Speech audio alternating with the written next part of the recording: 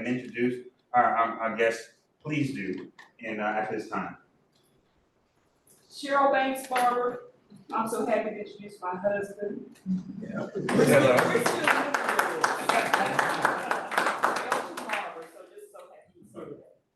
Absolutely, absolutely, and it's great to have you. Really great to have you. Thank you, sir. And any guests, please. You're going to be introduced. Okay. Yeah, I'm Charles Jalla. I'm one of bona fide fraternity brothers. This is my wife, Dottie. We live here in Charlotte. We're members of New St. John Missionary Baptist Church, north part of the town of W.T. Harris. Been knowing Bonaparte like 20 years now. Yes. Yeah.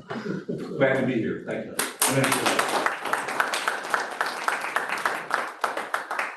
Any other guests? We have guests online?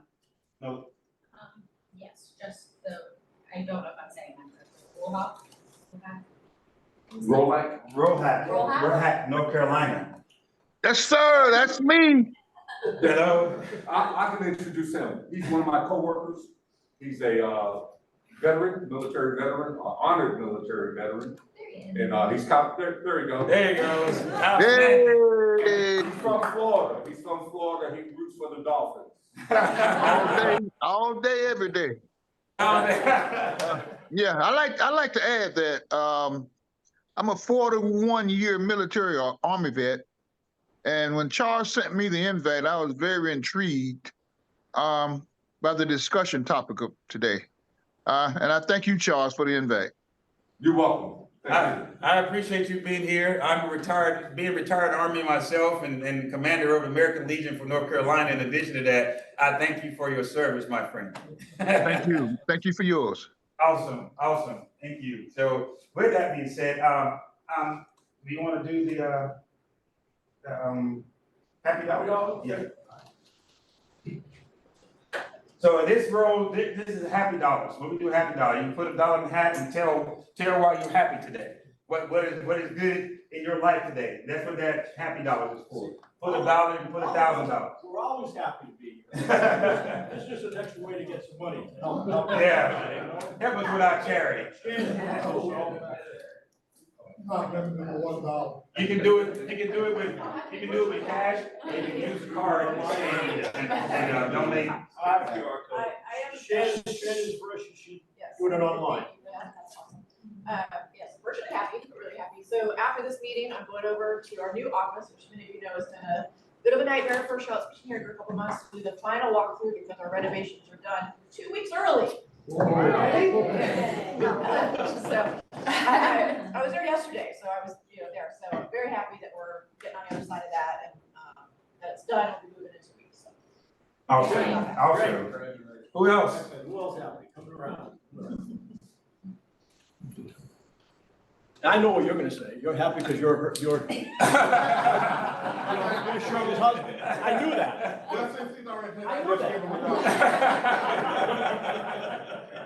No, I'm just thankful and happy that 2 years ago, our paths crossed and we're on the journey together. Yes.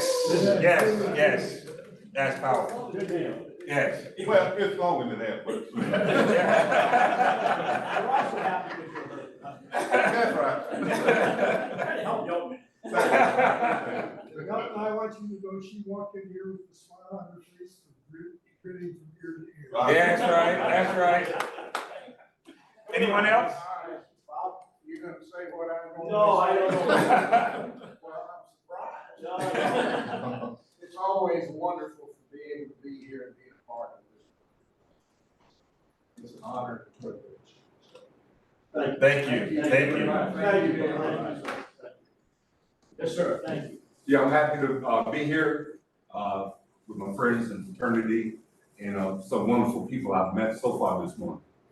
Thank you. Awesome. Thank you for being here with I'm us. happy Well, for it. thank you. Awesome. Thank you. Go ahead, sir. I'm just happy to be here, officially meeting my fraternity brother officially. Officially, yes. I'm just happy to be here. Thank We're you. happy to have you as well. This is truly awesome. Thank you. Joyce? I'm doing it online, and I'm just happy to You have to be. do that first. We trust you. We trust you. I'm happy to be back. I haven't been here in what feels like a really long time. I felt like I was always traveling or something Yeah, we on missed you. Fridays, so glad to be back.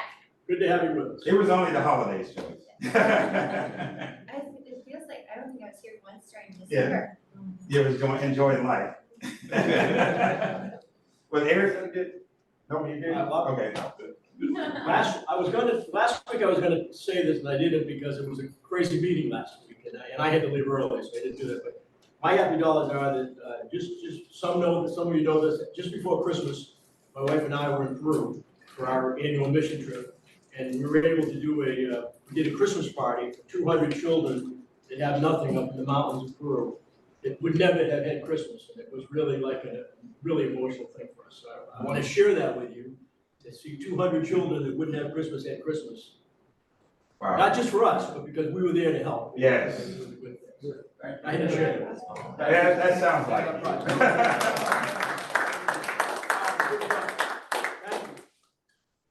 you. Then for that, when we have the drawing for the raffle, then his name.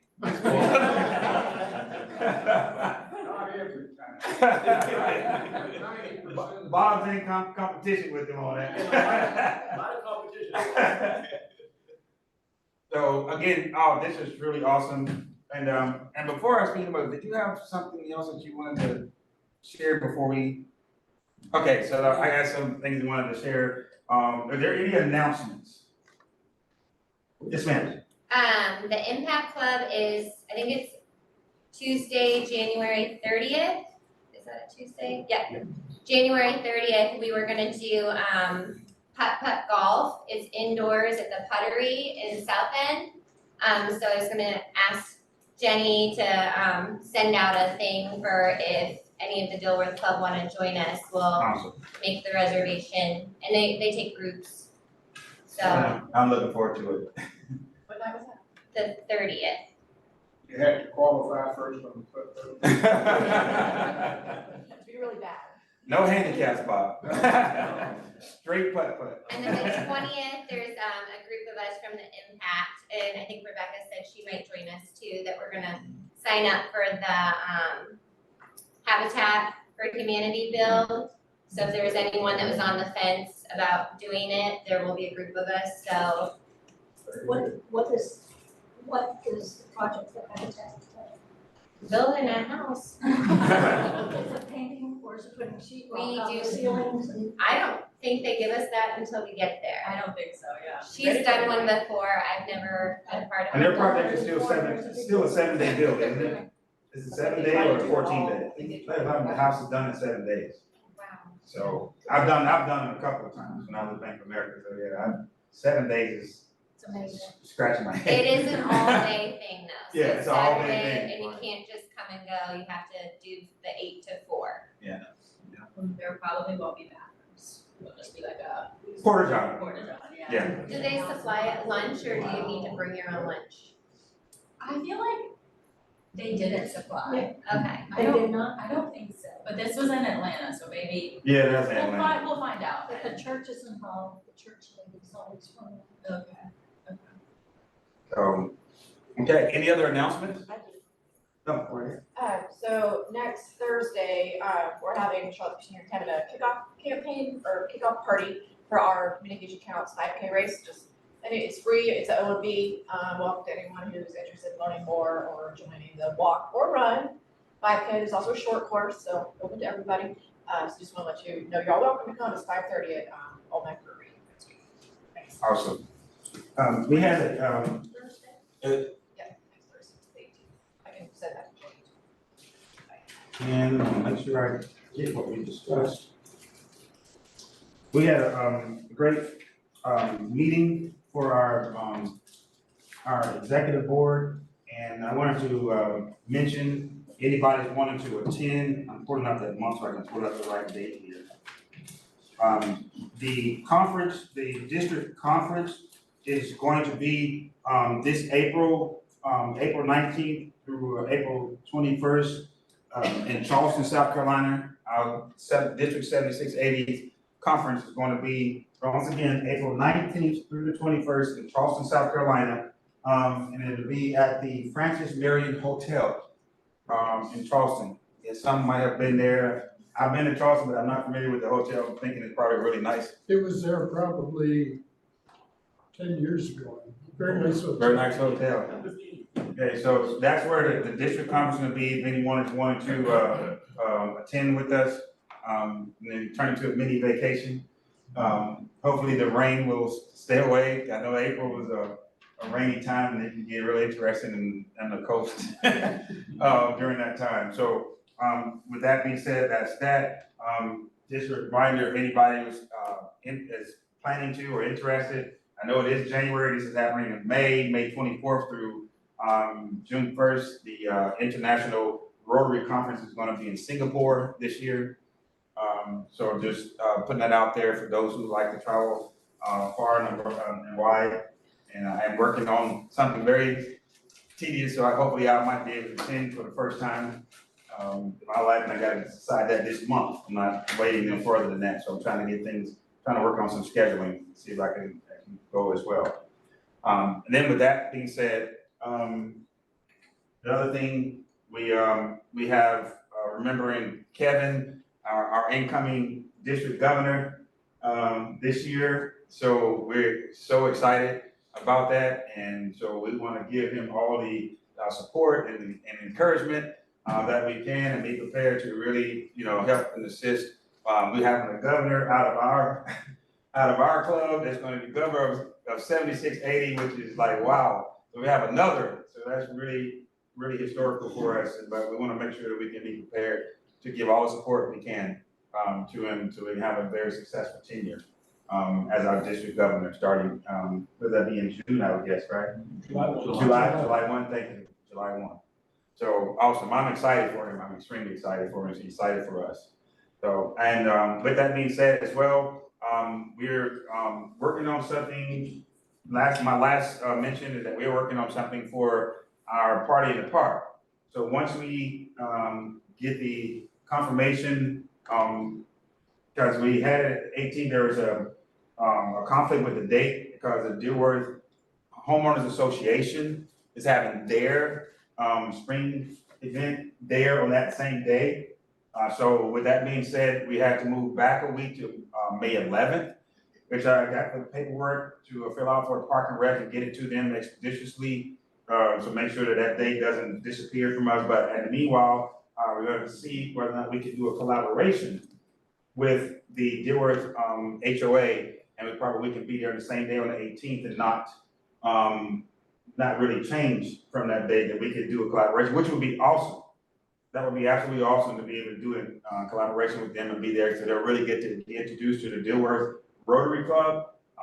We can do our fundraiser that same day, as well as hopefully probably bring some folks in to our club, which would be a great way to end the year. Bringing in new members to our club as that relationship really fosters itself in a positive way. So I'm hoping that will happen, that we can do it the same day. But on that Friday, May 17th, that is going to be our Rotary picnic. Am I saying that right? Did I say picnic? Okay, that will be our annual picnic, and we're going to have Friday, May 17th. Would that be at 12? Saturday? At 12? Yeah, it'll be, you probably usual time, 11:30. 11:30, okay. So we're gonna have our picnic there at Ladder Park, Dearworth Ladder Park, on Friday, May 17th, 11:30. And so we're gonna have the food catered, what have you. And we were planning on doing, what was the other thing? We're dedicating the 2 new plants that we put in for Dr. Clyde Bushman, our husband. Yes. And Nancy Ryder's husband, Ray Ryder. Yes. So we haven't been able to do that, but we're gonna do it that day. Yes. So we're gonna do a dedication to 2 of our members. I wanna make sure they said it, but on that same day. And we have a garden, it's absolutely beautiful, garden that we have out there as well, and that we'll be doing the dedication on that day in addition to our picnic. So hopefully you'll all be able to make the time and stay 30 minutes, a little longer than usual, so we can make sure we do that all together in that honor. So with that being said. Projects, district grant projects, do you want to mention any of that? Oh, I'm sorry, thank you. Whew. Action items. So we wanted to make sure we're ahead of the game as well. And if you have a project that you would like to submit and see if we can get a district grant submitted for a project that you might, would like for us to, on-take, through our Rotary Club, so we can submit it. We wanna get ahead of the game, and then you wanna get what the project idea is. There may be something going on in this city or where, country, other country, what have you, but we wanna be able to submit our, grant application to the district to see if we can get some of that grant money for whatever the project is that you might have in mind. So I wanna put that out there now, so you can think about that. We wanna be ahead of the game, so we have that project in mind and idea, so we can get everything together, get it submitted to the district, for approval, and see if we can get funding. We did great, we had 3 projects, I think it was 3, last year, we got approved, through district grant, last year, so maybe we can, get 1 to 3 possibly this year, who knows?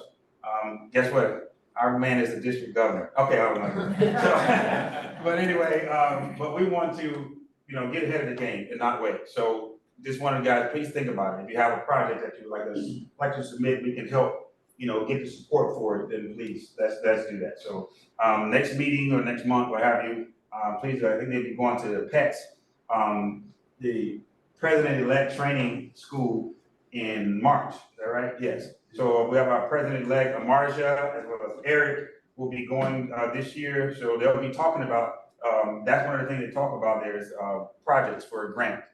And we can say, go ahead, get your paperwork in, and, get it submitted by this time, what have you. So we want to do it now and be on top of the game and not wait. We want to get ours ahead of the game to whatever projects that you might have in mind. Yeah, I think we've got a little bit of time, Yeah. years past the district grant, submission period, is like from March 1st to June 1st. Gotcha. So assuming it'll be the same this time around, we've got some time, but we do want to start thinking. Gotcha. Thank you. So with that being said, the floor is yours, sir. Thank you, Mr. President. Good afternoon, Rotary members and visiting friends.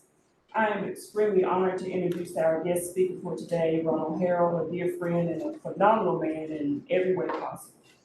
Ronald Harrill is a historian, an author, and lecturer on the history of Africa and the African people. He is the author of 3 books, 3 plays, and over 200 poems. He has written an international award-winning book, Makeda, Queen of Sheba. His latest historical-based book, Children of Genesis, The Black Nations of the Old Testament, continues to gain popularity. His books are published under his company, Harrill Enterprises Incorporated. He has traveled to West Africa, North Africa, and Israel for study and research. He currently serves on the board of directors for Cleveland County United Way and Community Math Academy Incorporated. He has previously served as a board member and chairperson of the Cleveland County Arts Council located in Shelby, North Carolina. He's a graduate of North Carolina A&T State University. He worked in banking for 33 years for the former Wachovia Bank, now Wells Fargo Bank, in Charlotte, North Carolina before retiring. He is also a graduate of the BAI School for Banking held at the University of Wisconsin in Madison. He is married to Denise Harrill. They reside in Shelby and they have three sons, and they're very proud of their 3 sons. So please let us give a warm welcome to Ronald Harrill.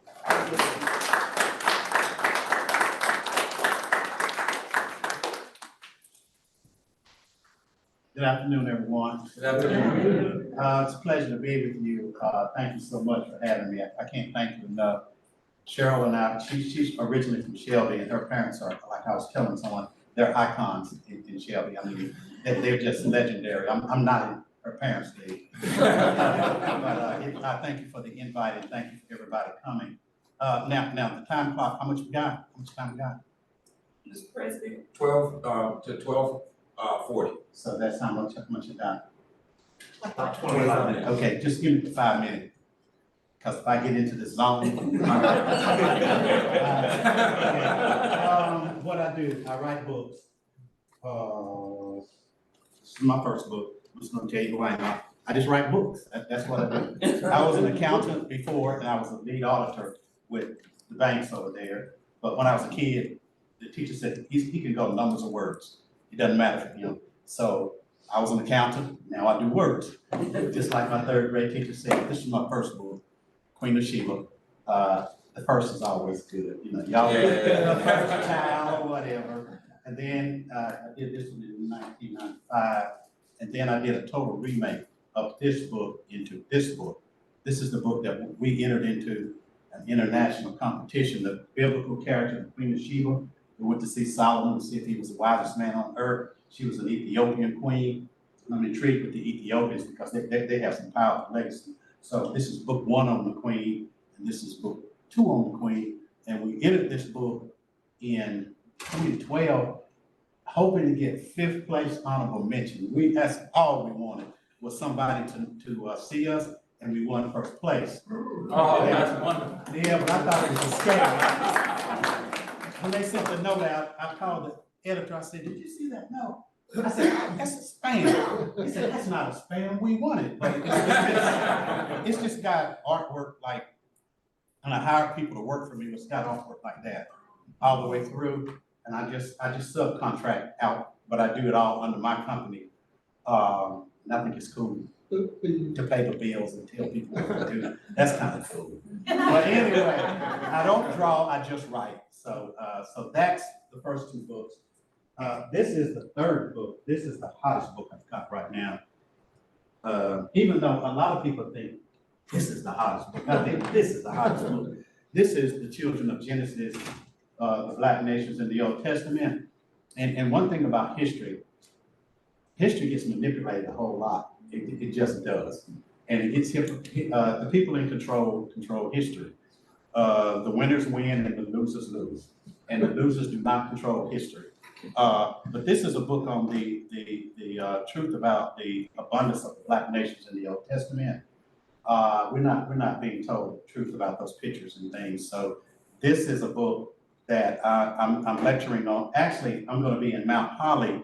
It was real interesting. Sunday, they want me to lecture on this book on Martin Luther King Day. And they called me in October. She says, "I want the same speech that I heard you do last October on your new book." I said, "Well, ma'am, it's Martin Luther King Day. I got several speeches on." She says, No, we want this particular speech because we want our children to hear some of the things that they're not being told. So Sunday, I've got to lecture on this particular speech, and I know Dr. King, he would be happy with me talking about this book.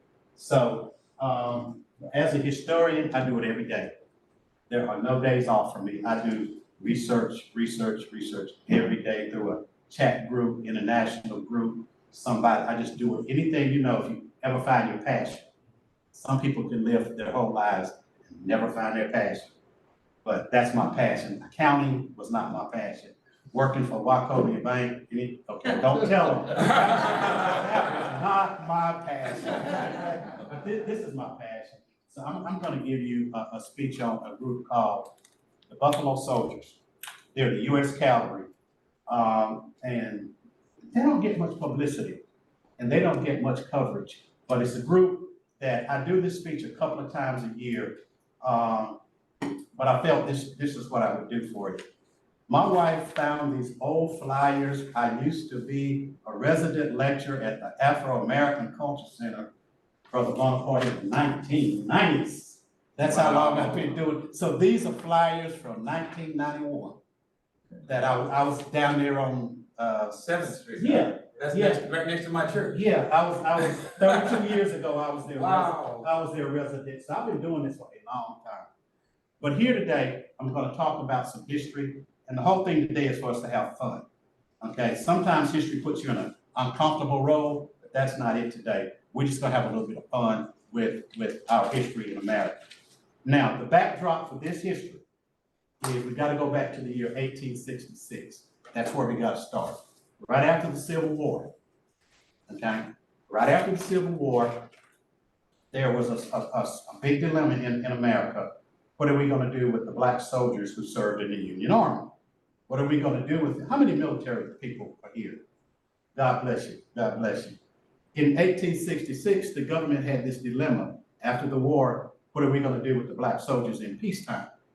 Are we going to let them continue or are we going to kick them out? So the history of the Civil War, most people don't understand that in the Union Army, 180,000 Black soldiers served in the Union Army, 180,000. 37,300 lost their lives. Not always on the battlefield.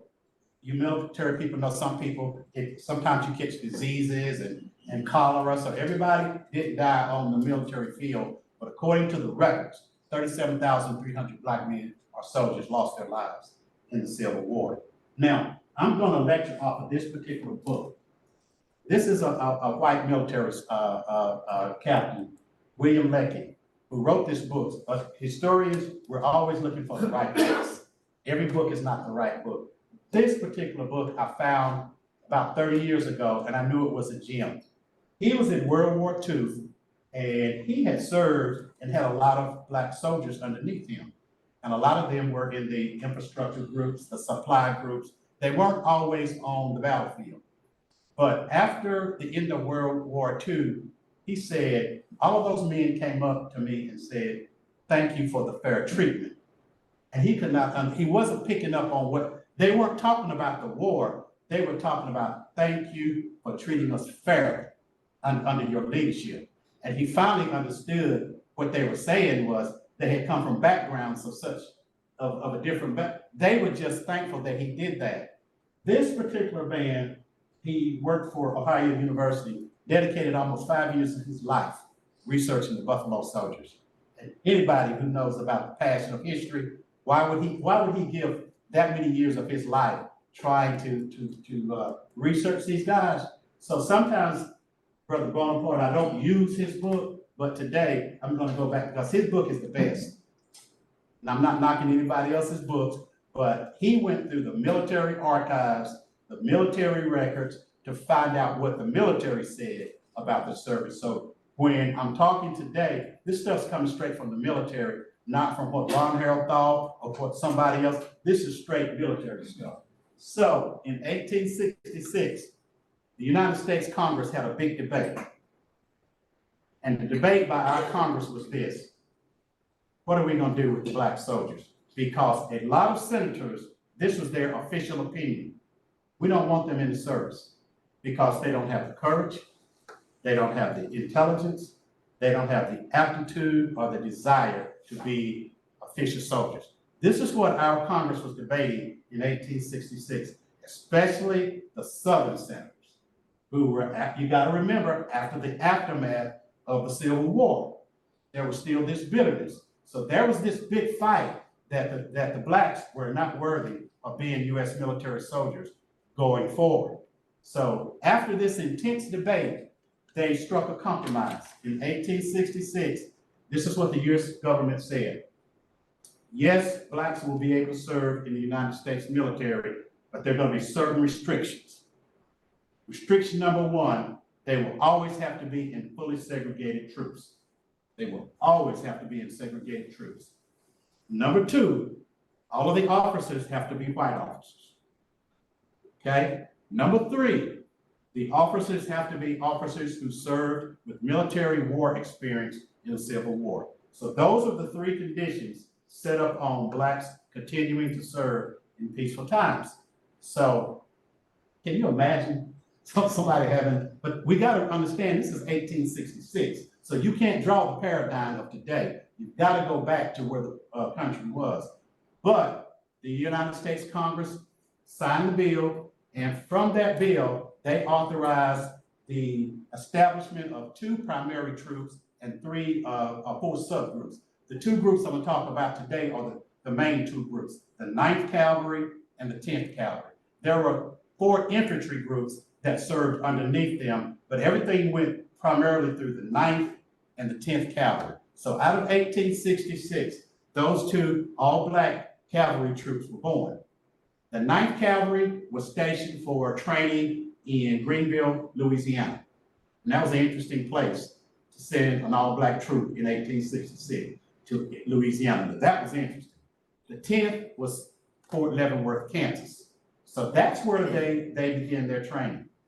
The first obstacle, and that's the theme of this whole speech, remember that, it's all about the obstacles that they faced and overcome. First obstacle was to fulfill the need of the white leaders.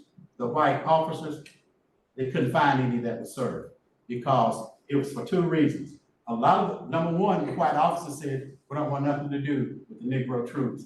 The second one was, it's gonna tarnish our record.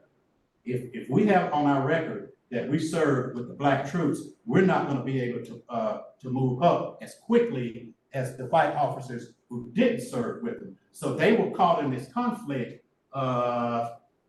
We really don't wanna do that. Luckily, some white officers who had served in the Union came forth and said, we are gonna fulfill this mission. We're gonna do it because it's the right thing to do, because the flag serves everybody. So they finally found some officers who came forward. Now, their training, they had a unique second dilemma.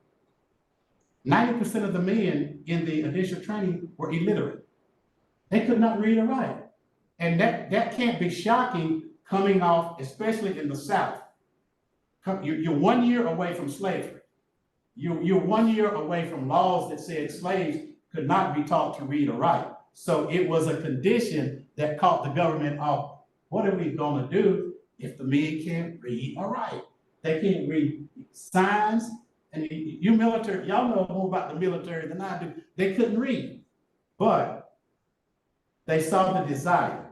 And the men served, they had two reasons that they had joined the army, and they were enlisting real quick. Once the message went out that blacks were eligible to sign up for the government, U.S. cavalry, the black men were enlisting at record numbers because apparently, according to the book, they had two desires. They wanted to better their lives. They wanted to better the lives for their families, and they wanted to put on the United States military uniform. They wanted to wear that uniform and serve the country. So those were the two reasons. And they were former slaves, cooks, ex-Union soldiers, just men from all over. So in order to get over the illiteracy thing, some of the white chaplains started setting up little schools, and some of the ex-Union officers and soldiers who were in the army who could read said, at camp, at night, we'll teach. We'll teach as often as we can to get over this hump. So it was hard, but they worked and they worked through it. Now, it was slow in that first year between the illiteracy and this third dilemma. God bless these men. I don't know how they kept going like this. The Army decided that the 9th and the 10th would get the second-rate supplies. They would not get new supplies. They would get the second-rate horses, second-rate rifles, second-rate military. Everything was second-rate. That's just the way it was, because nobody believed that these black troops were going to make it anyway, so they were giving them the cast-off horses. All of their horses traditionally were usually about 10 years old. They were supposed to fight with these broken down horses and these cast-off guns, but this is the message when I'm talking to you. You'll never see in this book that they ever complained about that stuff. That was not, their focus was, we want to be soldiers. And they kept marching whatever. So they kept working and they kept working. And in 1867, they got their marching orders. The 9th Cavalry was commissioned to go to Texas, the Rio Grande. And the 10th Cavalry was to go out in the Great Plains. Now, I'm gonna come back on the Texas. Now, the Rio Grande was the roughest, toughest, harshest place in the West. That was the Rio Grande. Now, in Fort Leavenworth, and I know some of y'all probably look at the Western movies all the time, because I look at them still. When my wife lets me look at them, I look at them. But one thing that's distorted on the movies is the escort of the wagon trains. According to the history in the archives, the Buffalo Soldiers were definitely the main support units that were covering those wagon trains.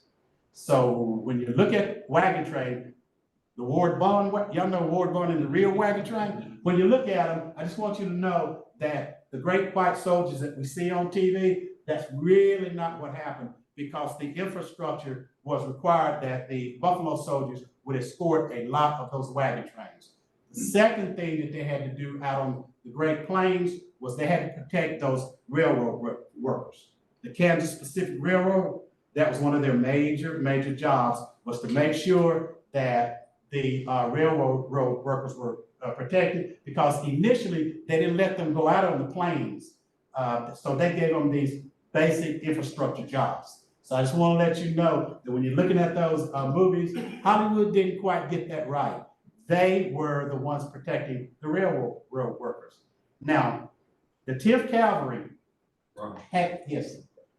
Oh, I was just curious, is that how they got the name Buffalo Soldiers? Now, you get an A, because you get an A. You get an A. That's on the next page. Let's jump on that. No, that's great. How did they get the name the Buffalo Soldiers? When they eventually went out to battle, okay, and there were a lot of battles in this book, a lot of battles. The Native Americans, okay, out of respect for the Buffalo Soldiers, said that there's two theories about their name, but the theory that we are pretty certain is the Native Americans said, our hair resembled the curly hair of the back neck of the magnificent buffalo. And the buffalo is a big pride theme in their culture. And in some of the wars, they said these soldiers fought so hard, okay, that we have to show them some level of respect. So our hair equals the hair on the neck of the buffalo. So it was a sign given to the 10th Cavalry, a sign of respect. Did you get that? Yes. Okay, so that's where they got the Buffalo Soldier name. Now, the 10th Cavalry was given that name, and it became so famous that the 9th Cavalry in Texas also picked up the name. But if you go and look at the military records of the 10th Cavalry, they have the Buffalo Soldier emblazoned on their insignia. That's how serious the name Buffalo Soldier was, okay? So they took the name with pride, okay? Now, even though you have Native Americans pitted against blacks in battle, they still had an unusual level of respect. Don't know why, but they really did have that. Okay, is that okay? Yes. Good. You keep on asking. That's a good question. That's a good question. Now, the thing that sometimes we really don't like to talk about are the battles that did happen between these two groups of people of color. But you can, as a historian, you cannot manipulate history, and I can't come up here and say that they didn't fight and they didn't battle. There was some just serious battles. Now, the 10th Cavalry, in addition to the 9th Cavalry, the 10th Cavalry served out on the Western Plains for 24 consecutive years. Starting in 1867, they were out there on the frontiers for the next 24 consecutive years. Now, the Buffalo Soldier name continued into World War I and passed, but I'm just, if you go and look at Westport, the Buffalo Soldier name is still there. But I'm just going to tell you about the western part today, just to let you know. Now, yes, they fought many battles against the Native Americans, and I mean many battles, but they also fought many battles against those cattle rustlers, outlaws, the Mexican revolutionaries, because their job was to protect towns. Now, one sad scenario is in Texas, the 9th Cavalry had to, can you imagine going into a town and telling the town that you're here to protect them, and the people in the town telling you to get out? We don't like your kind. We don't like you, hate you, and they were calling them some names that I can't use in here. But can you imagine going into town and telling people we're soldiers and we're here to protect you, and the townspeople tell you, get out? But the next week, when the outlaws come to burn your town down, they come and rescue your town. And then they say, okay, thank you. Thank you, we appreciate it. So they had to endure a lot of things that they just couldn't overcome. But once again, the message to them, they just decided to face these obstacles. Maybe it had to be with going back to 1866, when they knew that the government didn't really believe in them anyway. They knew that the world was watching them, and they knew that the world thought they were going to fail. So they had this code of conduct: we're not going to fail. We're just not going to fail. Now, there's a story about, yes. Yeah, 5 minutes. Okay, there's a story about the supplies and the ammunition. They weren't given a lot of ammunition. You know what they did? They taught every Buffalo soldier, you gotta be an expert shot. I mean, yeah, if we ain't got the ammunition, every bullet's gotta count. So you don't fire until they get close. Now, they had this unusual thing, and I don't understand. They loved hand-to-hand combat. I don't know why they loved hand-to-hand combat, but in the military records, when they dismounted and fought hand-to-hand, it was on. I don't really know about it. By 1870, 3 years later, several of them won the Congressional Medal of Honor. Now, can you imagine going from 1866, where they didn't even believe in you, and 4 years later, you're winning the U.S. Congressional Medal of Honor?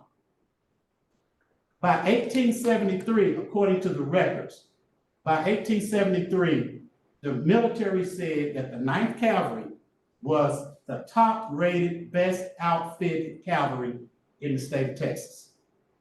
No cavalry was rated equal to them. They had come from nowhere and had taught themselves in 7 years and had become the top-rated cavalry group in the state of Texas.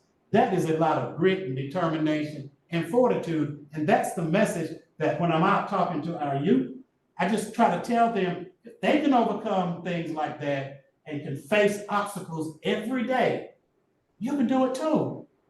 You can do it too, and that's their message. By the end of the 24 years in the Western Plain, 14 of them had won the Congressional Medal of Honor. In the records, as I close, Lecky puts this out. He says, drunkenness, chronic drunkenness, plagued the 4th White Cavalry and the 7th White Cavalry. A lot of drunks were in there. But in the records of the 9th and the 10th, there are no records of chronic drunkenness. They weren't perfect angels. They weren't choir boys, but they knew they couldn't do those kind of things. They had the lowest desertion rates. The all-time lowest desertion rates are the 9th and the 10th Cavalry. The 9th Cavalry was made to serve for 8 consecutive years in Texas. They wouldn't give them furloughs. They wouldn't let them go home to see their families. Why? Because they said they were so good, we have to have them. So they went from being nothing to being so elite that the Army wouldn't even let them go home to see their families. So that's a punishment of being elite. But the records show that we probably ought to study them and study them a little bit more, because their bravery in those books is unheard of. Some of the things that they did, they rarely lost battles. I don't know how they did that, but they wouldn't retreat. Now, y'all are military people. I don't know about fight without retreating, but they just wouldn't retreat. They just wouldn't do that. So in summary, I'm just here to say that I just go around and talk about the missing pages of history. Sometimes they call it Black history, sometimes they call it whatever. We call it the missing pages of history. So I hope I gave you just a snapshot of these legendary 9th and 10th. And if you go out into Kansas and Oklahoma, they have museums and statues and some of the forts out there, they have all kinds of recognitions on the 9th and the 10th. That's how legendary they are in the Old West. And according to Lecky, we probably wouldn't have made it in the Old West without the heroics of the 9th and the 10th. So God bless the 9th and the 10th Cavalry. Thank you. Wow. Yes, that's the question. Interestingly enough, Lucky, is that the author of the book? Mm-hmm. Ohio University is probably much more, it's going to be the cliche that I'll use it anyway, much more southern, quote unquote, as compared to Ohio State. That's what it's far further south. And it's West Virginia border. It's the area of Ohio that was typically much more southern.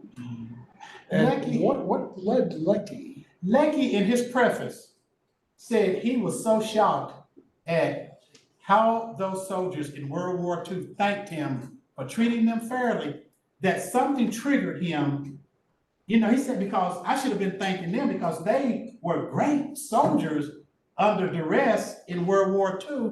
But he said, I don't understand why they kept thanking me for the fair treatment. And so they triggered Lecky to say, I wonder what happened with black soldiers in World War I.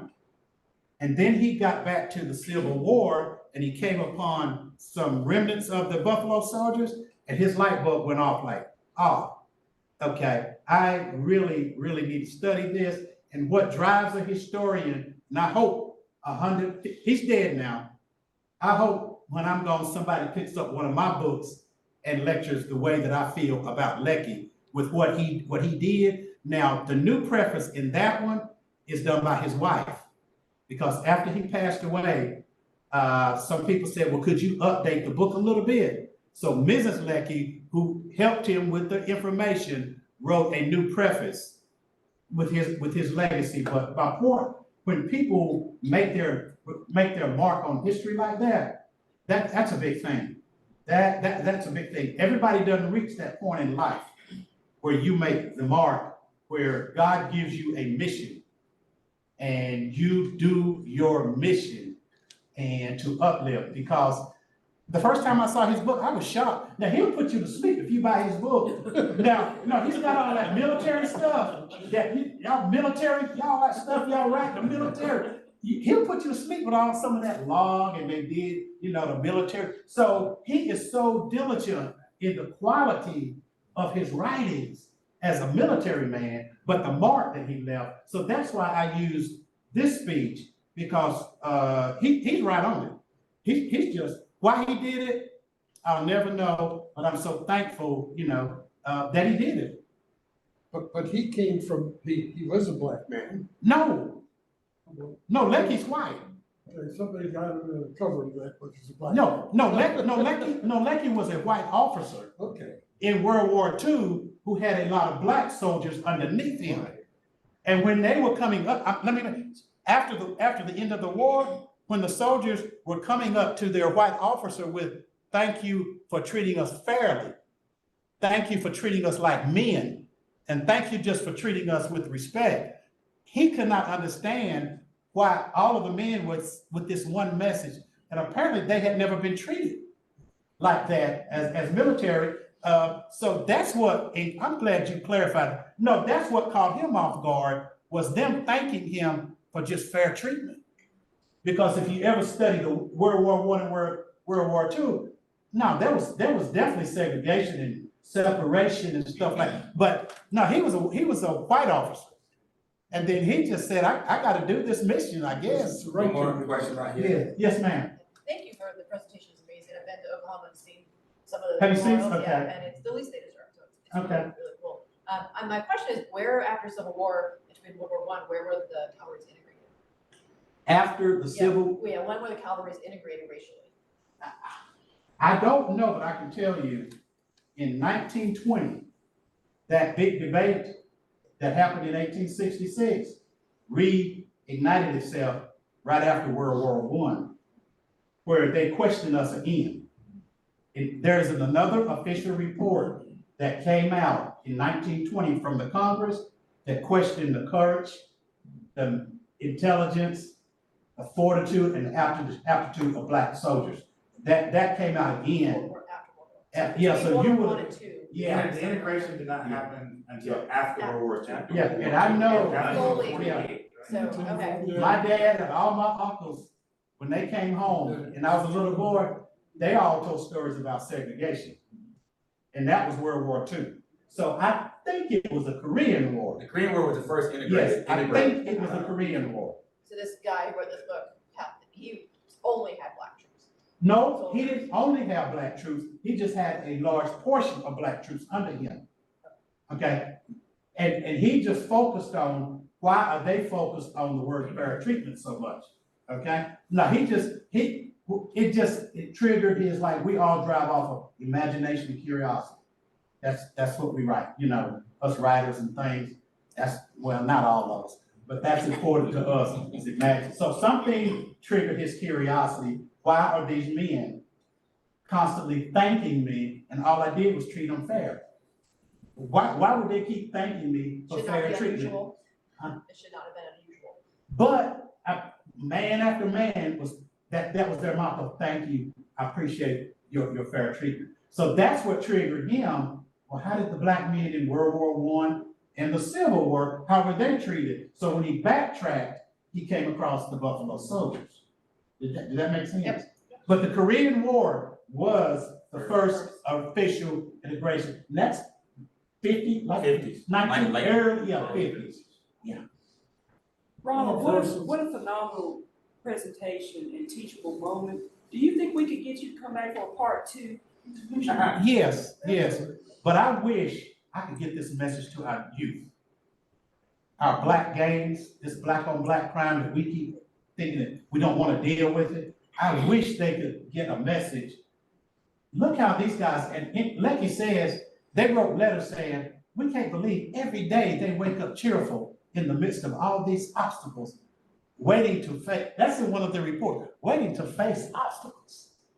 What a mentality, waiting to face obstacles. But if we could just get our youth who've given up hope, that it's okay to deal with an obstacle. You don't have to run from it.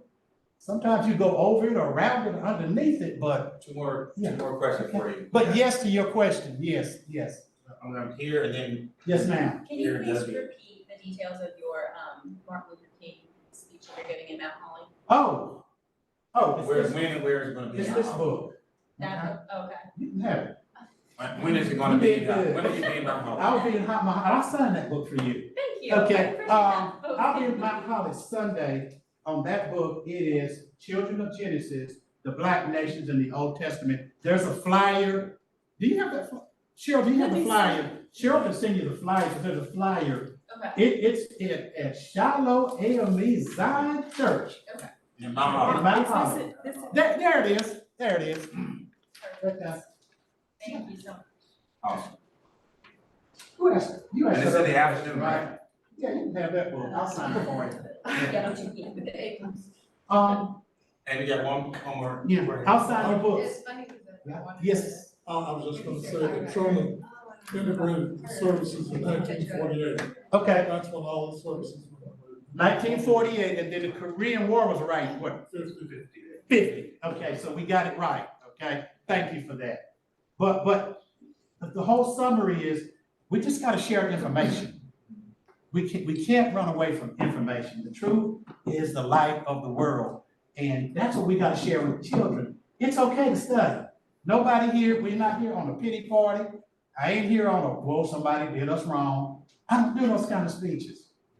But we got to share the elements of America. The true elements. So when you see those wagon trains now, in those movies, you know, sometimes it was the 10th and the 9th Cavalry. Yes. Have you seen some of the monuments out in Kansas and Oakland? This stuff's no joke. Okay. Thank you.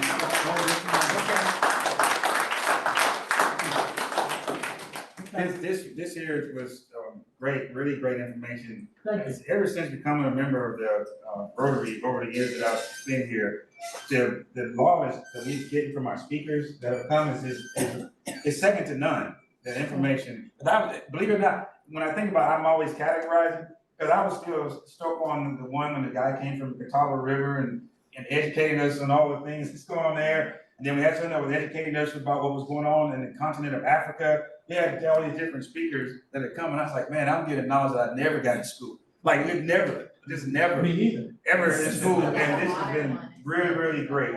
And I really appreciate everyone that comes and shares your experience and your intellect with us and helping feed us.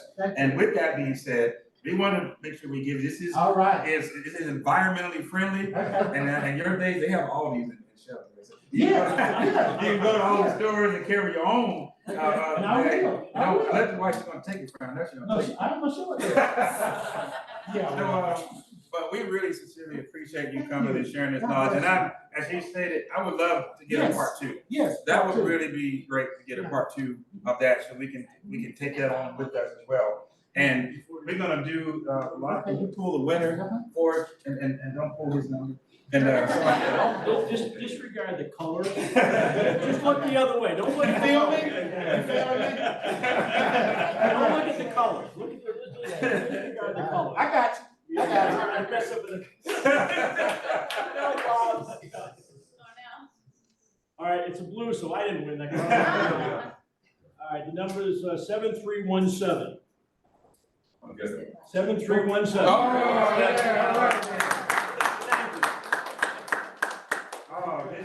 This is truly awesome. Thank you guys for that. I hate when we have this, because I know people have to work and get back to their office and everything, and so it had to be respectful. Like, otherwise, we wouldn't be trying to get you out of here. I'd like to let the question and answer session go. But thank you so much, Ron. This was really awesome. And I thank you guys for spending the time with us today. Hope we would take the knowledge that we get every week and share it and educate some others, because I'm gonna do more research. My next book will be on the Buffalo Soldiers. Awesome. Sometime by Christmas. Awesome, thank you.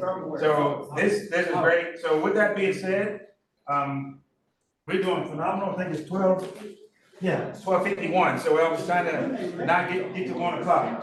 So if you end up staying longer, that's fine, but you can stay after we do the 5-way test. Okay, if you don't mind, we do the 5-way test. Thank you for joining us online. Thank you so much. The 5-way test, we read it over here. Of all the things we think, say, or do, is it the truth? Is it fair to all concerned?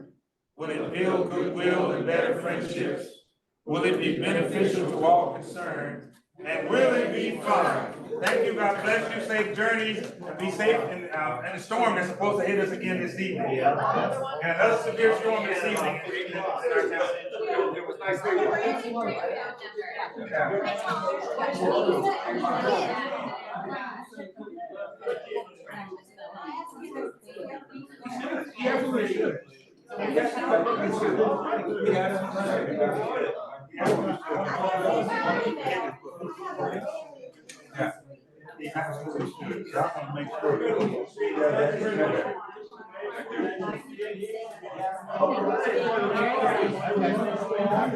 Are you already signed this one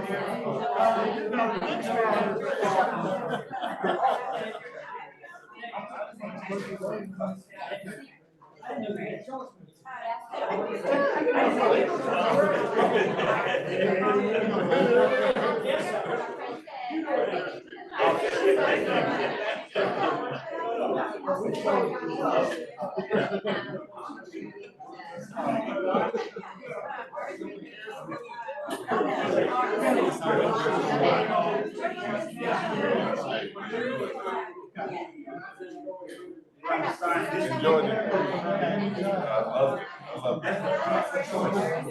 Great group.